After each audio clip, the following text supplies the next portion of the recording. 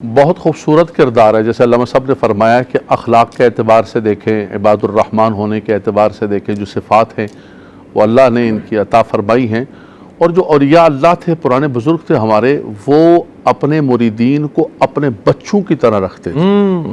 کہتے تھے یہ ہماری جسمانی اولاد ہے اور یہ ہماری روحانی اولاد ہے۔ بالکل ایسے ہی۔ اب تو یہ ہے کہ وہ دیکھا ہوگا آپ نے کہ وہ تھپڑ مارا بڑے مجمع کے اندر، بعد میں پوچھا کہ بھائی تم نے تھپڑ، کہ ساڑھے غلام نے ایسے تھپڑ ماری ہے، جو مرضی کریے۔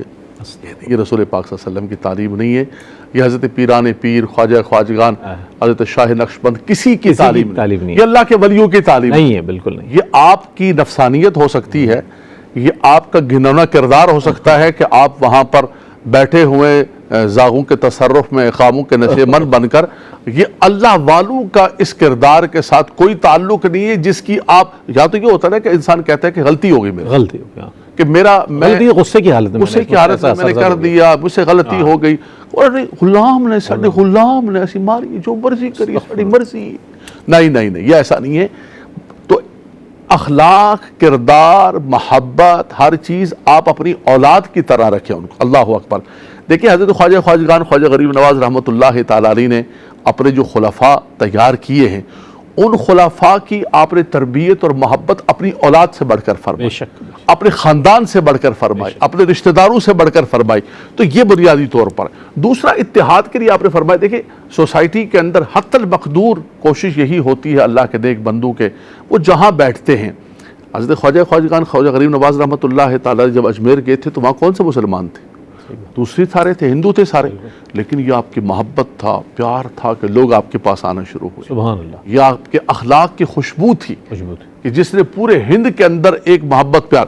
تو آپ دائی ہیں، تمام اولیاء کرام دائی ہیں، دائی اتحاد امت ہے، لیکن اس دائی اتحاد امت کا معنی یہ نہیں ہے رئیس بھائی، جو آج ہم نے اپنا لیا ہے اپنی سستی، غفلت اور کاہلی اور اپنے معاملات کو چھپانے کے لیے، کہ جو کچھ اللہ کے دین کے خلاف ہوتے رہے، ہم نے کچھ نہیں کرنا۔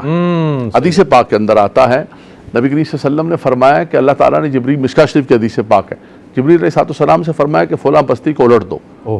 عرض کی یا مالک مولا، اس میں تیرا ایک ایسا بندہ بھی رہتا ہے کہ لم یعصک طرفۃ عین، ایک پلک جھپکنے کے برابر بھی گناہ نہیں کیا، فرمایا اس کو بھی ساتھ الٹو، فرمایا اس لیے کہ وہ میری نافرمانیاں دیکھ کر کبھی اس کا دل پریشان نہیں ہوا۔ اس نے لوگوں کو، تو اتحاد و محبت کے دائی اور سفیر ہونے کا یہ معنی نہیں ہے کہ آپ کے سامنے اللہ تبارک و تعالیٰ کی نافرمانیاں ہوتی رہیں، آپ کے سامنے حرام کام ہوتے رہے۔ پھر تو امام حسین نے جو کربلا کے اندر جو سب کچھ آپ نے قربانی کر دی، سب ضائع کر دیا۔ تو یہ راہ عظیمت جو ہے یہ اللہ والوں کی شان ہے، اللہ کے پیارے بندوں کی شان ہے۔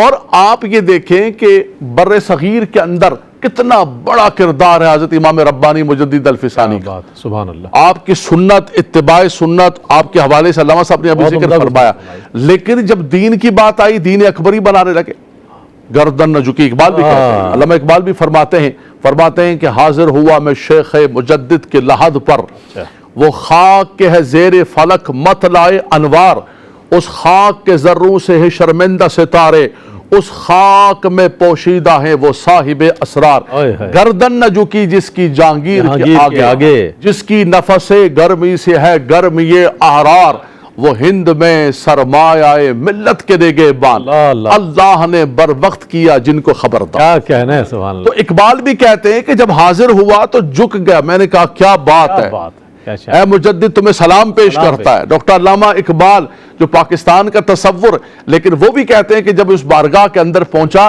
تو پتا چلا کہ پاکستان کی بنیاد تو وہاں سے رکھ دی تھی، جب اللہ کے دین کو دین اکبری بنا کر خراب کرنے لگے، آپ نے فرمایا یہ نہیں ہو سکتا ہے۔